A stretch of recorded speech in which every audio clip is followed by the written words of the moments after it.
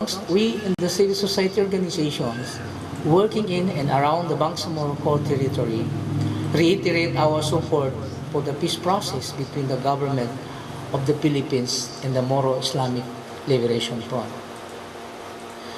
This position is carefully weigh the pros and cons of the war that has been waged in our homeland for the past 40 years, a war that has taken the lives of more than 120,000 persons and cost more than 640 billion pesos. When the comprehensive agreement in the Bangsamoro or CAB was signed on March 27, 2014, we were one of the first to rejoice and imagine better days ahead for our children and children's children. The promise of a stronger autonomy for the new political entity that will not have the same structural defects faced by the autonomous region in Muslim Mindanao was not lost on us. We were gratified that despite the extraordinarily long process of negotiations with three major wars in between, the parties have finally arrived at a mutually acceptable formula for moving forward. Optimism aside, as development-oriented groups working in grassroots communities, we know that problems that beset the Bangsamoro are complex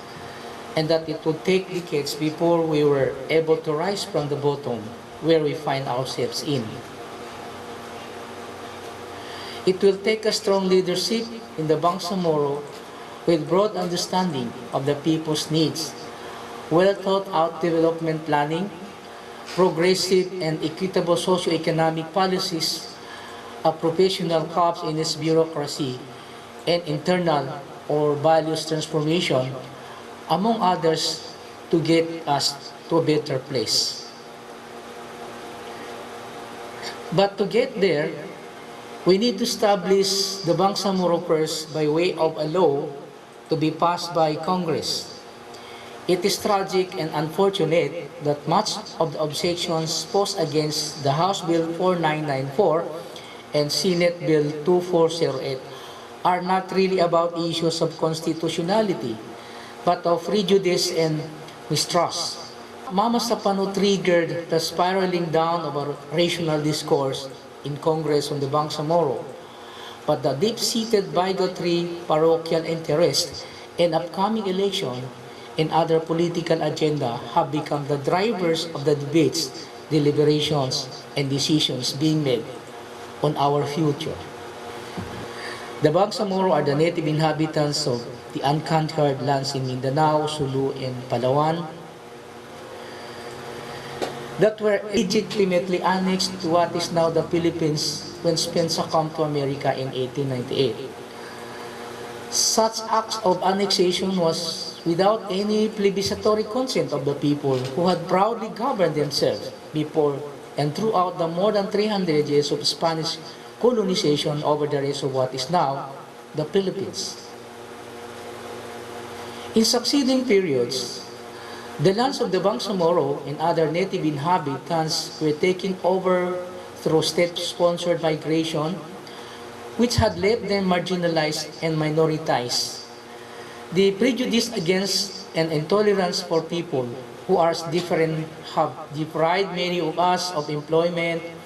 housing, education, and other socio-economic and political opportunities. When the Moro National Liberation Front, or MNLF, and later the Moro Islamic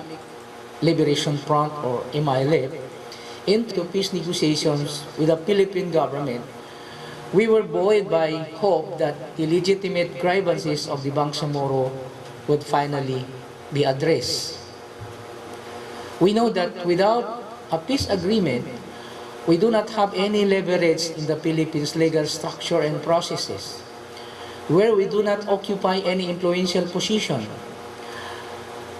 We thus put our full support for the peace process and accompany the parties in various ways by raising the people's awareness, monitoring the ceasefire, putting public pressure when talks got stalled, and providing humanitarian protection to civilians who get displaced when the ceasefire do not hold. We did this because we believe that negotiating peace rather than waging war is the better track. Hence, when the comprehensive agreement on the Bangsamoro was signed last year,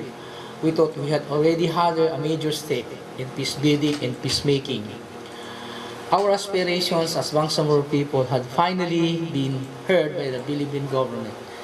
and we now needed to translate this political agreement into a legal document. But now we are gravely concerned that the draft legal document that had been meticulously crafted by the Bangsamoro Transition Commission and agreed upon with the Office of the President is now substituted with another version, the House Bill 5811, and that is contrary to the CAB, or Comprehensive Agreement in the Bangsamoro. Specific concerns include, among others, are the following: reducing the exclusive powers of the Bangsamoro over natural resources within its territory by expanding the exemption to such exclusive power to minerals other than fossil fuels, petroleum, natural gas, and coal, and uranium, and putting these strategic minerals and all other potential sources of energy under the reserve power of the central government,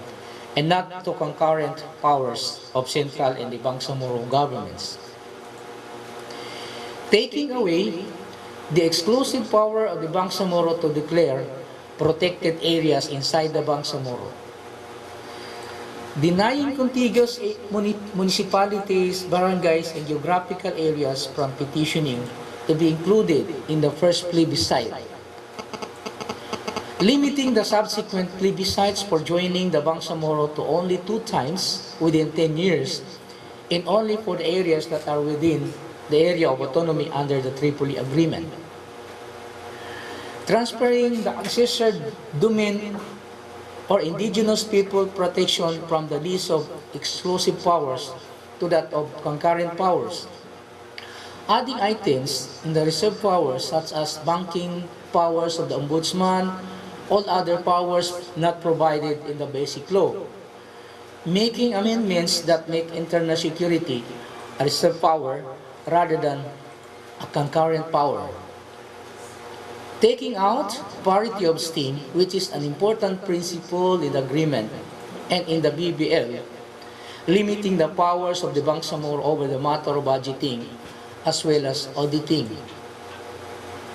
Deleting the provisions regarding the wali or wali as the ceremonial head of the Bangsamoro, making national laws such as the Labor Code and the Indigenous People Rights Act effective in the Bangsamoro, even when these laws are over subject matter that are within the exclusive power of the Bangsamoro. Limiting the power of the Bangsamoro to creating only municipalities and barangays to the exclusion of cities and provinces, changing the nomenclature from Bangsamoro to Bangsamoro Autonomous Region, from territory to area, from central government to national government, thereby changing the framework and certain key principles already agreed upon by the parties. Changing national transmission grid to the Mindanao grid in relation to concurrent powers over power generation, transmission, and distribution. Putting the Bangsamoro offices on human rights and civil service under the supervision of national counterparts, limiting tax incentives to only those that are within the taxing powers of the Bangsamoro, taking away properties of the ARMM and SPDA located outside of the territory of the Bangsamoro and transferring them to the local government units, even when this is not contemplated in the CAB. Providing that the power to contract loans shall be subject to the Constitution, which can be interpreted to mean that only the President can enter into foreign loans and which violates the agreement regarding the Bangsamoro power to contract loans, save for those requiring sovereignty guarantee, transferring the ARMM payables to the Bangsamoro. In addition, There are provisions that reduce the existing autonomy as provided in the organic acts of the ERMM by way of the following: requiring that receiving of grants and donations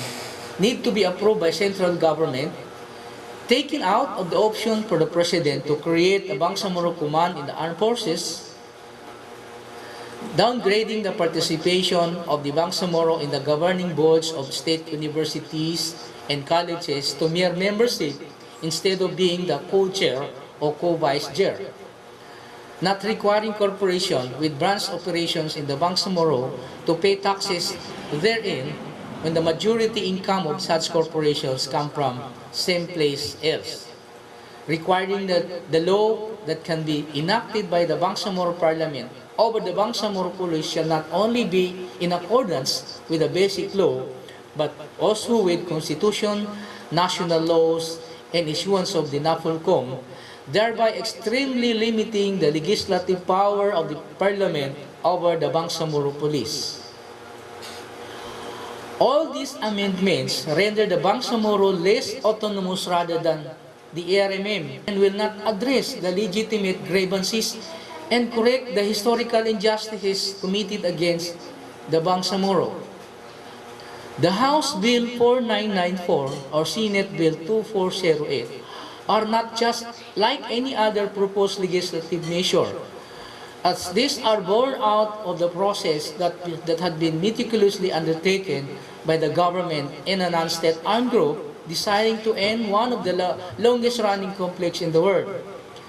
The bills also contain our aspirations and are supposed to be a testament to the commitment of both GPH and MILF that they will fulfill their sacred obligation as signatories to a peace agreement.